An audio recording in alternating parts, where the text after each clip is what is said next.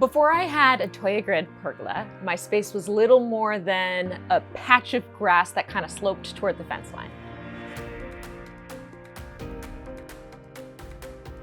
The feature that sold me the most was the ability to build a privacy wall along the back, which we did, and I could design it myself. And that's what I found so attractive about this system.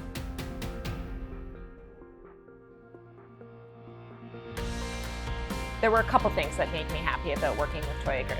1, affordability. 2, ease of use.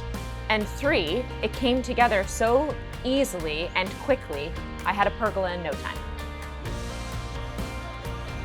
My backyard is an extension of my living space.